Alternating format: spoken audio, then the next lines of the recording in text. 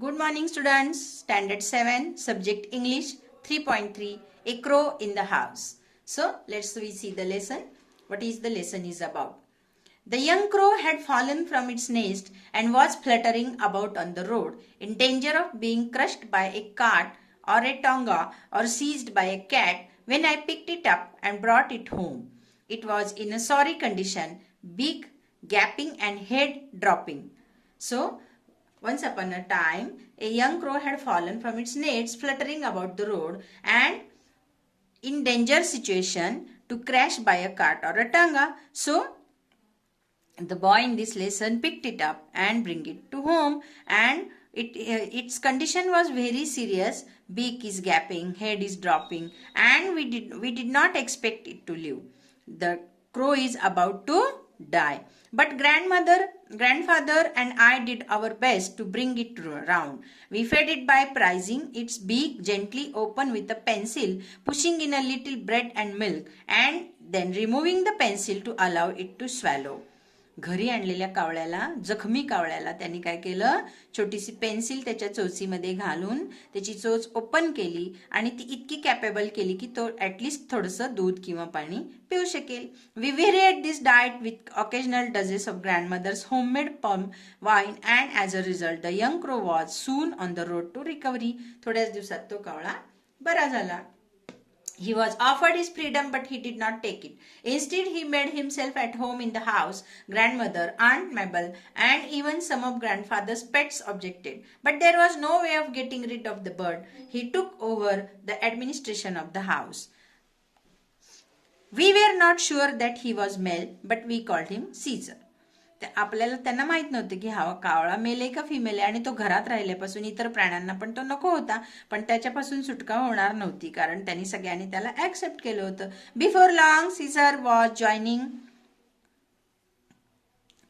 was joining us at meal times. Besides finding his own grubs or beetles in the garden, he danced about on the dining table and gave us no peace until he had been given his small bowl of meat and soup of vegetables. जेवताना पण तो कावळा टेबलावर येऊन बसायचा आणि जेवायला देईपर्यंत तो त्या मुलाला त्रास द्यायचा. तुमच्या घरी पण असे पाळीव प्राणी असतात ज्यांना तुम्ही खूप मायेनं प्रेमानं खाऊ घालता, वाढवता, मग ते पण तुम्हाला कसं माया लावतात, प्रेम लावतात. तसंच ह्या धड्यामध्ये आपण हे बघायचं आहे.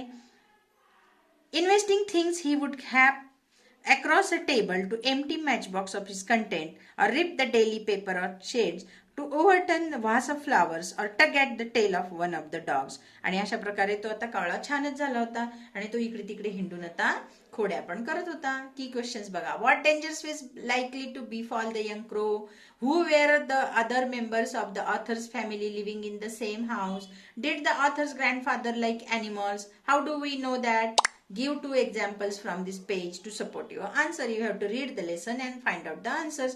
What is implied in he took over the administration of the house? What is the meaning of this question? You have to read the lesson and then try to solve the answers. So turn the page. That crow will be the ruin of us, grumbled grandmother, picking marigolds off the carpet. Can't you keep him in a cage? हा कावळा खूपच त्रास द्यायला लागला आजी म्हणतात, आणि याला आता आपण एका पिंजऱ्यात ठेवूया.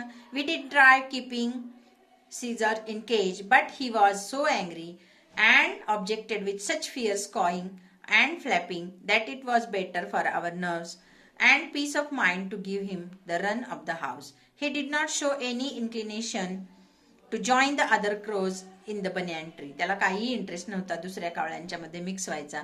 Grandfather said this was because he was really a jungle crow, a raven of sorts, and probably felt a little comprised of very ordinary crows.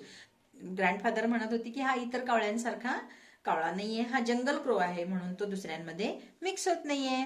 But it seem to me that he giving grown using living humans on equal terms had become snobbish and did not wish to mix him with kind. He would even squabble with Harold and Hornbill, perching on top of the Harold's cage. त्याच्याबरोबर जे दुसरे पक्षी होते Harold and hornbill त्यांच्यासारखा पण तो नव्हता. Perching on top of Harold's cage, he would pick at the big bird's feet. Harold would swear and scold any tried to catch Caesar through the bars.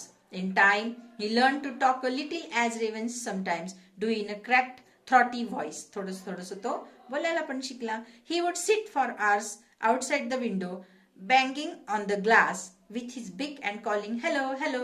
He seemed it to recognize the click of the gate when I came home from school and would come to the door with a hop, skip and jump, saying, "Hello, hello." I had also taught him to sit on my arm and say, "Kiss, kiss," while he placed his head gently against my mouth. अशा प्रकारे तो खूपच माणसाळला गेला होता. आणि हा मुलगा जेव्हा शाळेतून यायचा तेव्हा तो त्याच्याभोवती स्किप, जम्प, हॉप करायचा, उड्या मारायचा आणि हॅलो हॅलो म्हणायचा. आणि हा मुलगा पण त्याला खूप प्रेमाने त्याच्याबरोबर वागायचा.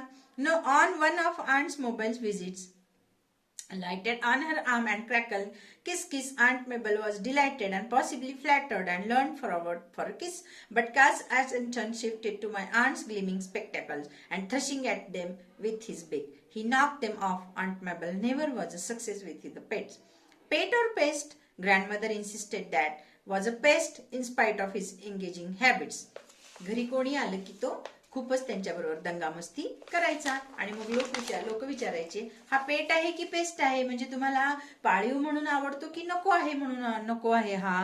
Had restricted but he took visiting neighbouring houses and stealing pens, pencils, hair ribbons, combs, keys, shuttlecocks, toothbrushes and false teeth. बघा अशा प्रकारे तो शेजारी पाजारी उडत जायचा आणि सगळ्या शेजाऱ्यांच्या वस्तू घेऊन येऊन एका बॉक्समध्ये ठेवायचा. अनेक प्रकारच्या वस्तू असायच्या, पेन असायचे, पेन्सिल असायचे, hair ribbons, combs, keys, shuttlecocks, toothbrushes and false teeth. He was especially fond of toothbrushes. पण तो त्याला सगळ्यात जास्त पळवायला काय आवडायचं? टूथब्रश लोकांचे पळवायला आवडायचे. And made a collection of them on top of the cupboard in my room. Most of the neighbors were represented in a house by a toothbrush. Toothbrush sales went up that year. So did grandmother's blood pressure. आणि अशा प्रकारे सगळ्यांचे brush चोरून आणून तो पळवून आणून तो या मुलाच्या कबर्डच्या वरती ठेवून टाकायचा. See the picture. He spied on children going into the banana shop, not often managed to snatch sweets from them as they came out. Clothes pegs fascinated him. Neighbors would return from the bazaar to find their washing lying in the mud and no sign of the pegs. These two found their way to the top of my cupboard. It was scissors grinding activities that finally led to disaster. He was helping himself to our neighbor's beans when a stick was flung at him, breaking his leg. I carried the unfortunate bird home, and grandfather and I washed and bandaged his leg as best we could. But it would not mend. He hung his head and no longer talked. He grew weaker day by day, refusing to eat. An occasional sip of grandmother's homemade wine was all that kept him going. आणि मग एक दिवस तो जखमी झाला आणि त्या अवस्थेत सुद्धा आम्ही त्याला घरी आणलं. आजोबांनी त्याची सेवा केली, मी त्याची सेवा केली, आजीनी छान छान खायला दिलं. पण तरी सुद्धा तो पुन्हा पूर्वीसारखा रिफ्रेश झाला नाही, उडला नाही, काही खात नव्हता. आणि डे बाय डे तो कसा होत गेला? ही ग्रीव वीक व्हायला लागला. One morning I found him dead on the sofa, his leg stiff in the air. Poor Kesar. बघा एक दिवस तो काय झाला? मृत्यू पावला. His antisocial habits had led to his early end. I dug a shallow grave in the garden and buried him there, along with all the toothbrushes and clothes pegs he had taken so much trouble to collect.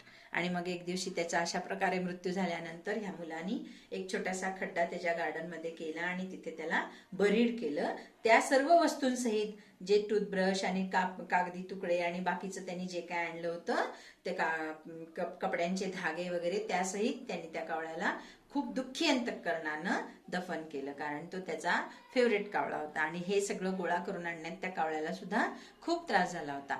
So विद्यार्थी मित्रांनो, आपण आपल्या पाळीव पक्षी प्राण्याविषयी सुद्धा अशीच माया प्रेम दाखवतो आणि दाखवायचं आहे. पण ज्यावेळी अशा काही दुःखद घटना होतात तेव्हा आपल्याला सुद्धा असंच वाईट वाटतं, हो ना? Thank you students.